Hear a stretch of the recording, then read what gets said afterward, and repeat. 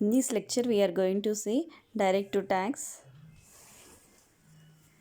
Directive tags are going to execute at translation phase. Translation phase we can call it a static type. Okay. Action tags will execute at a request processing phase. They are all are dynamic tags and active tags. Directive tags are static tags because they execute at translation phase. So under directive tags we have three categories: page directive, include directive, custom tag. First let us see page directive tag. So this page directive tag, it will provide global information like what should be our buffer size, are we using any packages or any error pages, are we extending any classes, our class, whether is it thread safe or not, or any extra information are we sending it or not, if you are importing any packages. So it is going to contain all such type of details. So now here we are going to see syntax first. The first we have given JSP syntax and next XML syntax. Any syntax we can follow it.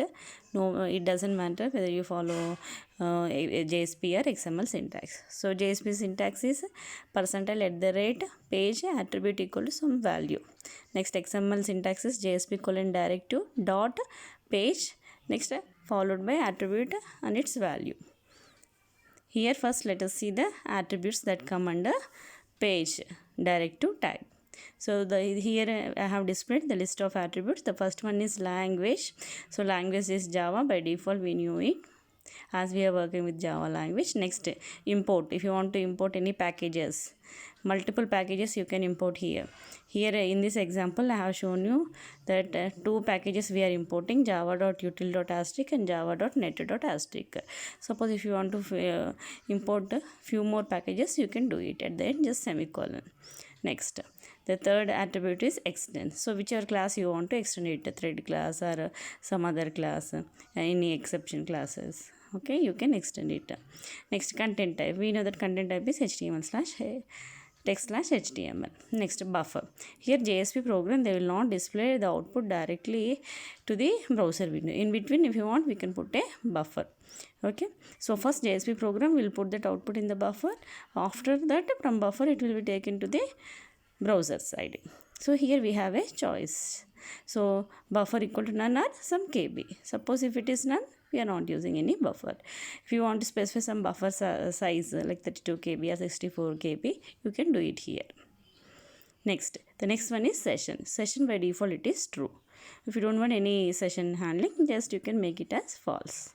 Next, auto flush equal to true or false, anything. It will take boolean value, true or false. By default it is true.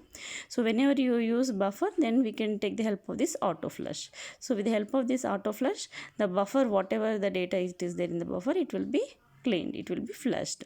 Suppose if buffer is none, then we will not use any auto flush, because it makes it doesn't make sense putting auto flush as true if the buffer size is none. If buffer is there, then only auto flush we have to use it. Next, error page. Suppose any error occurs in our JSP file, then immediately control has to transfer to some other JSP file, so that the second JSP file name with the complete path you can give it here in error page attribute. Next, is error page. The particular page, is it error page, or if any error is occurring in this page, are you handling within the page or you are transferring to some other page? So depending upon that, you can put it here, whether it is true or false. Suppose the current page itself is handling the error, then is error page is true. Suppose the current page is not handling, some, for example, for b.jsp program is handling, okay, then that complete path you have to give it in error page attribute, and here under is error page attribute you should make it as false here. But in that b.jsp program, this each error page is going to become true, because that b.jsp is the error page. Next, is thread safe. Here you can put it true or false. So here if you put here true, then whatever JSP program you are writing, internally it will be converted into servlet program, we know it. So that servlet is going to be thread safe. The servlet program, it is going to take the help of single threaded class. Next, the final attribute here, right side, info, some information if you want to contain, you can contain here, you can take it as string. So these are the attributes for directive, page directive tag. So under directive, the first one is page. So the following is the syntax and the attributes. The next one is include. So the next one is include. So here you can see directive include. So here the syntax is %include file is equal to b.jsp. So here in this diagram I have shown, in this particular web application there are two JSP programs. One is a.jsp, the other one is b.jsp. So in the a.jsp I have written this include tag %include file is equal to b.jsp. So whenever this statement encounters, then immediately b.jsp program will be loaded into our a.jsp.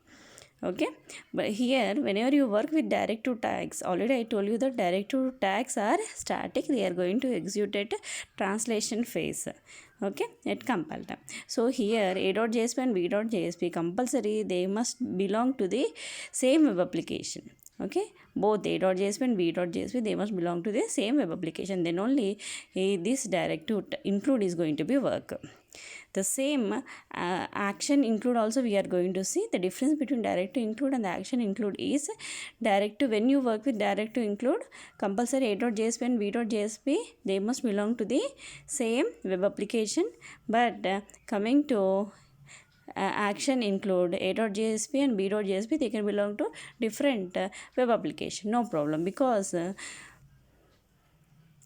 action include is going to execute at request processing time. Okay, so here file I have given as b.jsp. So from a.jsp the control is moving to b.jsp, and that b.jsp file is loaded into our a.jsp. Under action tag, one more tag is there, that is action forward. What is the difference between action include and the action forward? Action include means, for example, if you are using action include between this a.jsp and b.jsp, then b.jsp will be loaded into our a.jsp. Okay, this is first one. But if you use action forward, then from a.jsp the control will go to b.jsp. Okay, now here we are not loading b.jsp into our a.jsp. Directly the control is moving from a.jsp to the b.jsp, and the control will not come back from b.jsp back again. So that is the difference between include and the forward. Under directive we have only include, but under action we have include as well as forward.